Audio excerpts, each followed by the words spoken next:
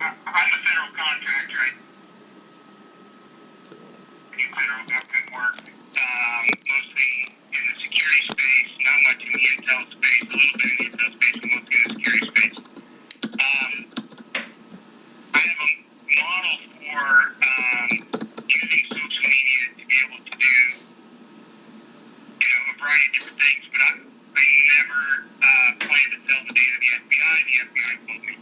Yeah, I was talking to a couple of reporters just now, and I said that although I heard that rumor that you were going to sell it to the FBI, I hadn't verified it, and that's just something we had thought based on certain things. Having said that, obviously the decision to do this was not mine. I didn't know about it until after it was done. I know they put up my name on your Twitter account. That was an admirer of mine, referring to the reputation of that document, and the Financial Times article. Which, as you probably know by now, was partly false, so much as Q being a co-founder, Owen, etc. They're looking for a replacement for Owen, that sort of thing. I mean, I'm handling the legal defense for these people, so I'm in the loop on that. And right. And so I get what you're saying. Despite what the folks that you talk to in Anon, there is definitely a structure. Every organization has one, and Anon has one. Yes, it's a very loose-knit organization. Well, I actually agree with you about there being a few dozen people who sort of lead things de facto, sort of set the pace. Although it's totally informal. But I mean, in terms of the IRC, like Anonymous, for instance, in fact, I'm in there right now talking to Penny actually, who called me earlier. She came into IRC, but she's still in there actually. I just told her you just called. They would like you to join them in there at some point if you'd like. And I'll try to keep them to keep productive. But anyway, what was I saying? Oh yeah, so I mean you got it partly right, but basically.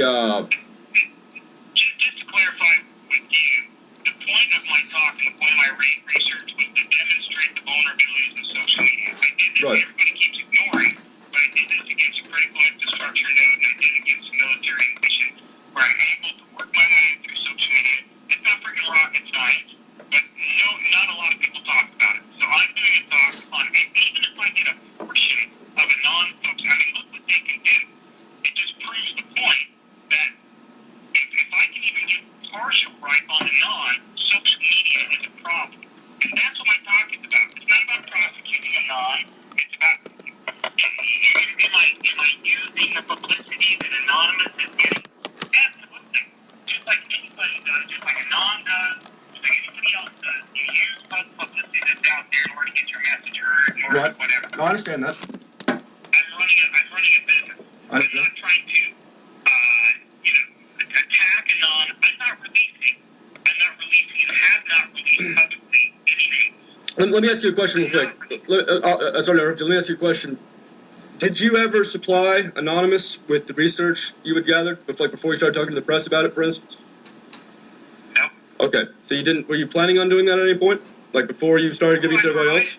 I provided it. You with the people in the IRC that you think are leaders, for instance, like Q and Owen. That might have been a good start. Or perhaps Greg Hausch, who along was named in the New York Times the other day as people who have been openly involved in Anonymous. Basically, when you're doing white hatting, basically, this isn't hacking, but I mean, when you're doing that sort of counter intel research, if you're doing it in a purpose that's going to be constructive for the subject, you tend to give it to the subject rather than going to say the press. You see what I'm saying? And that's sort of the problem that I think a lot of Anonymous has with your process here.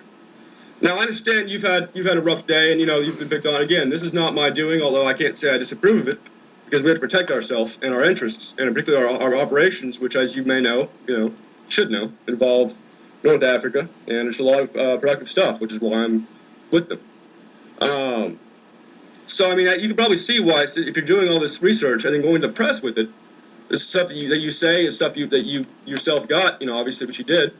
Stuff that is not commonly known, and you go to the press with it and put in a document on a company server instead of coming to us and saying, "Hey guys, careful," and giving us what you have, even before going to the press. I mean, let's say we came into your field as we did today, and find your insecurities, find your password like we did. if we didn't come to you, obviously, and say, hey, man, your passwords and all that are pretty easy to crack, and we just got into all your files, and here's the emails, not just your company, but the company that owns part of your company, etc. We didn't do that. And if we did, I'm sure you would have been thankful. What we did was went to the press. We announced it, and then we operated on it. What I did was not illegal. Well, that's for the lawyers to decide. We have. You'll have to talk again. You'll have to talk to Stanley Cohen about this. Okay, I mean, again, I'm not a lawyer. I'm the exact opposite of a lawyer. So you're gonna have to talk to one of our lawyers on that if you have a. It's going to be out of my hands. I have a meeting with the FBI at 11 a.m., as you guys know, because they called me. Now the topic of the conversation is not going to be, hey, listen, guys, this is just research. This is not evidentiary. I'm not collecting. The thing is everything that I collect is historical. Everybody can change their IRCs, which some of them already have, can change their IRCs immediately, and my data structure just falls apart. My data structure at Project PM is compromised because you put in a document before going to FBI the name of my IRC and all that, and the function of it. Now, some of that's public information because Project PM is a totally legitimate deal. It's not formally part of Anonymous or even really functionally part of Anonymous. But that's in that document. And we don't know who that document were you planning on sending it to. It obviously wasn't just for your own self. You weren't just going to sit on it. It was on your company website. It was done in the course of your duties as a federal contractor. And, again, you didn't come to us and say, hey, careful, people can come into your thing. I mean, we know people can come into IRC and on ops and spy on us. Most people don't because, I didn't go to the military, and so everything, that is the point. When I do my talk next week, that's the point of my talk, is this is all a commercial public infrastructure everybody has access to.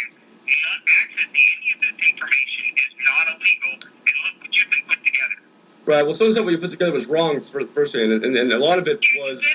You bet some of it's wrong. I never purported that it was 100% accurate. Right, but that it didn't make it to the FT article where it talked about our alleged leadership. You didn't emphasize that enough, apparently, to the reporter, because they seem to think, Yes, I did. I told the reporter writes what the reporter wants to write. You know that. Well, I do know that, but I mean, there's a process that someone goes through as when you're A, running a company, B, infiltrating and just sort of reporting on other people's activities without their knowledge, and C, et cetera, et cetera, et cetera.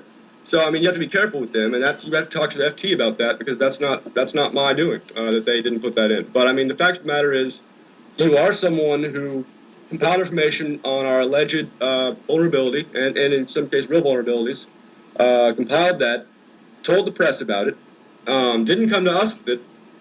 And otherwise, and I understand you gotta make your living. I understand we all do. I mean, it's not personal. Is what I'm saying. One thing, Barrett, I went to the press to talk about social media vulnerabilities and talk about my 3 use cases. That's great. We was the press to talk about you. I mean, I understand. We're all talking about something to the press. I mean, sure, yeah, except you're releasing data that's illegal. I didn't. Look, I'm not personally. Okay, I'm not. Barrett, Yep. I'm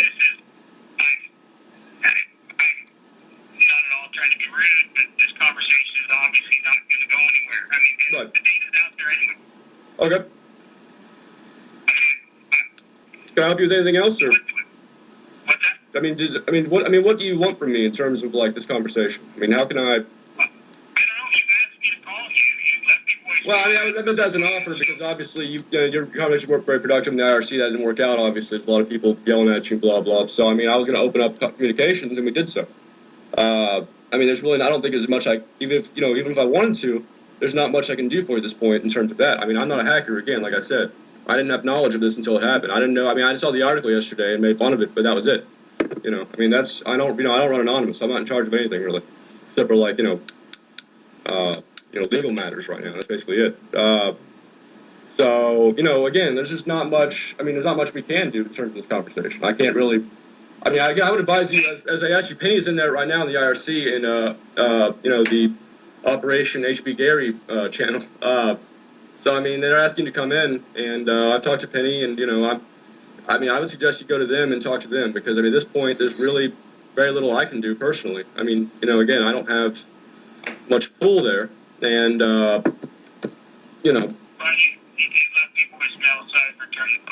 All right, well, Grace, well, it's good to talk to you, and good luck with I'm sure you got plenty to speak about at the conference next week and all that. So, I mean, you can turn lemons into lemonade now.